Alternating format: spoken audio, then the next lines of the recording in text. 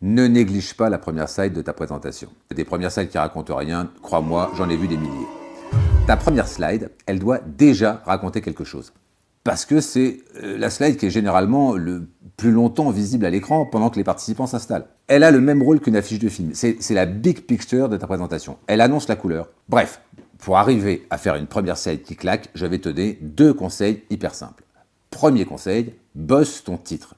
Il faut que ton titre soit comme une affiche publicitaire, qu'il titille, qu'il surprenne, qu'il interpelle et qu'il donne le ton. Je sais que c'est pas forcément évident, surtout si t'es pas le descendant de Marcel Proust, alors je te donne une piste.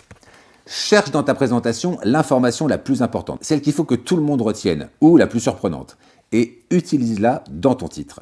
À partir de là, tu peux faire un jeu de mots sympatoche, trouver une rime ou rester corporate, pas la peine d'être génial, mais garde à l'esprit que ton objectif, c'est de ferrer ton auditoire. Exemple, imaginons que ton titre c'est « Résultat Q2 à date ». On est d'accord, c'est pas très encourageant et c'est normal, c'est juste le nom de ton document.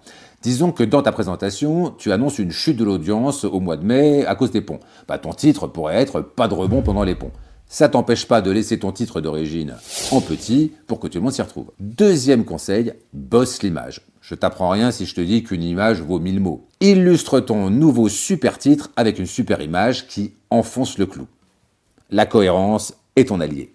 Et donc, si on reprend pas de rebond pendant les ponts, je te le donne en 1000, tu mets une jolie photo d'un pont, complètement désert, ou plein de monde, ça dépend ce que tu veux dire. Troisième conseil bonus, parce que c'est Noël, tu choisis une image dans laquelle il y a une zone claire ou foncée, par-dessus laquelle tu vas pouvoir installer ton titre dans la couleur opposée. C'est beaucoup mieux et beaucoup plus fort que de le plaquer sur un fond blanc opacité 50. Si tu fais tout ça, tu auras une première slide inspirante qui raconte quelque chose et c'est bien.